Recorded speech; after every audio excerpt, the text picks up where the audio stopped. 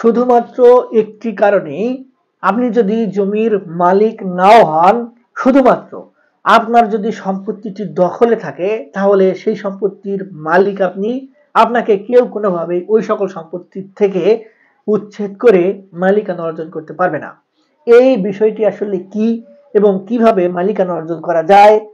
সেই বিষয়গুলো নিয়েই আমি আজকে এই ভিডিওটিতে আলোচনা করব। তো ভিডিওর বিষয়বস্তু বুঝতে গেলে আপনাকে কিন্তু ভিডিওটি মনোযোগ সহকারে সম্পূর্ণটি দেখতে হবে। আর ভিডিওটি দেখার পর যদি আপনার কোনো উপকারে আসে,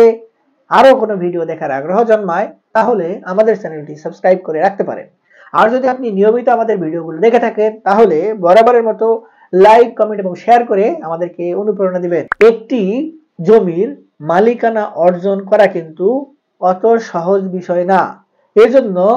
হয় প্রয়োজন অর্থের, কিংবা ওয়ারিশান সম্পর্কের, কিংবা যে ব্যক্তি সম্পত্তির মালিক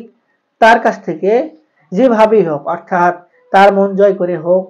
তাকে ছলে বলে কৌশলে ফাঁদে ফেলে হোক, যে কোনো উপায়ে কিন্তু মালিকানা অর্জন করতে হয়। এখন তাছাড়া সম্পত্তির মালিকানা অর্জন করার কৌশল কিন্তু খুবই কম। এবং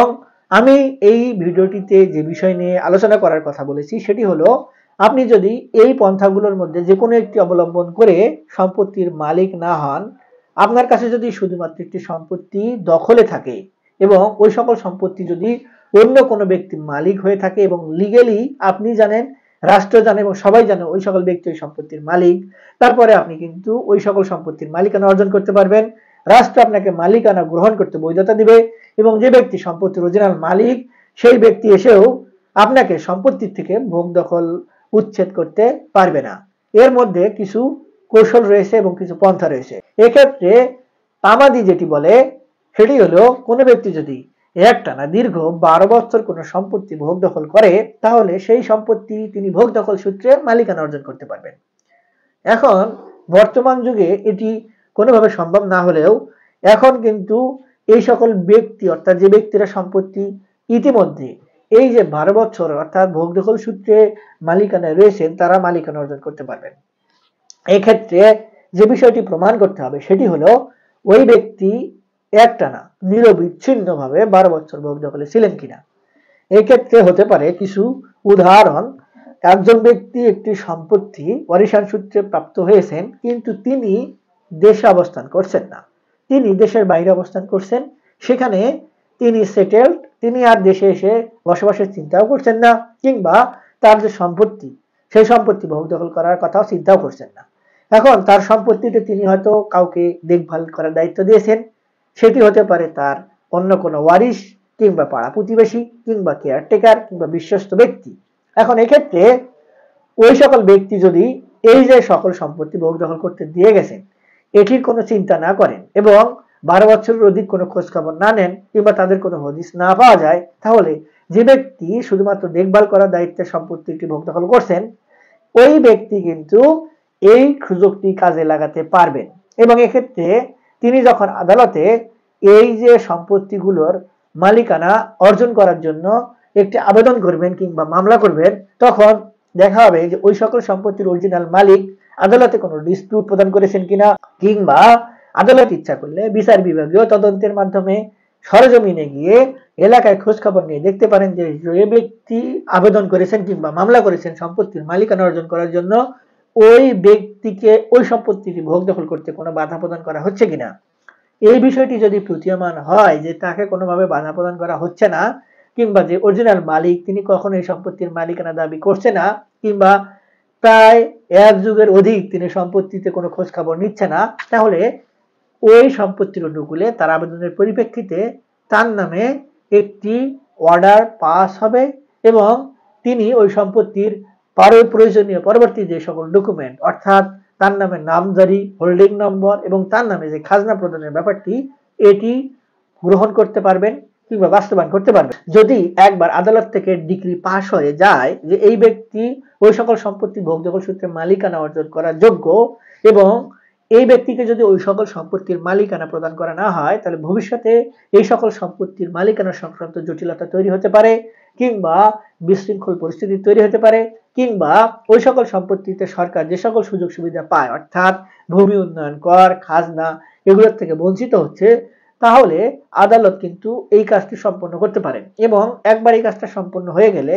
ওই সকল সম্পত্তির অরিজিনাল মালিক যদি এসে পরবর্তীতে আবেদন করেন যে এই সকল সম্পত্তির মালিক তো আমরা,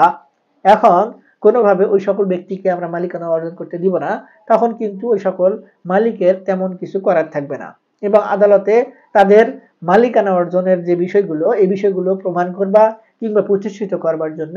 বেশ বেগ পেতে হবে, এবং অনেক ক্ষেত্রে 99% মালিকানা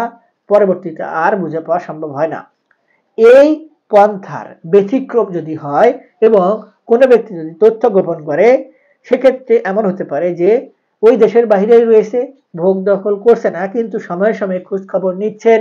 বিভিন্ন সময় অর্থ নিয়েছেন সেই সকল সম্পত্তিতে লাভ্যাংশ যেটি হয় সেটির থেকে, কিন্তু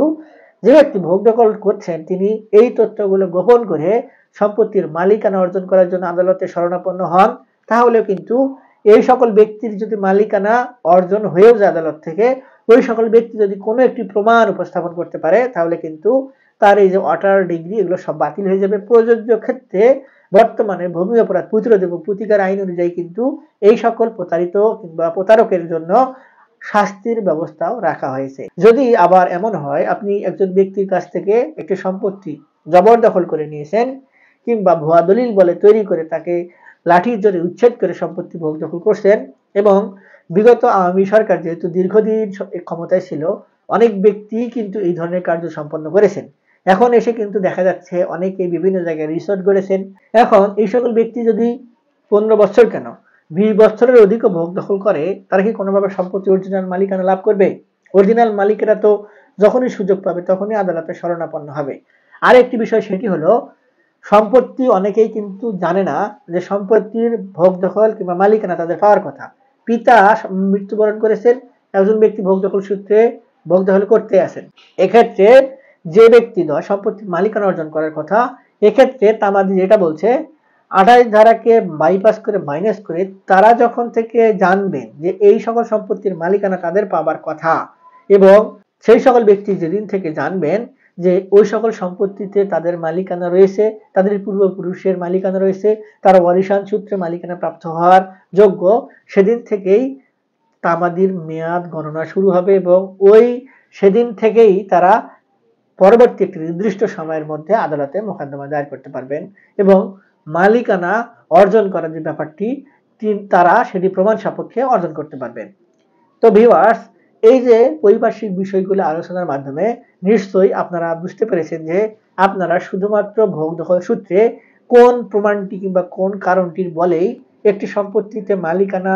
কিংবা কোনো প্রয়োজনীয় ডকুমেন্ট, দলিল, নামজারি, খতিয়ান, কাগজ ছাড়া কিভাবে মালিকানা অর্জন করতে পারবেন, এবং পরবর্তীতে আপনাদেরকে কোনো ব্যক্তি এসে আর কোনোভাবেই ওই সকল সম্পত্তির থেকে উচ্ছেদ করতে পারবে না।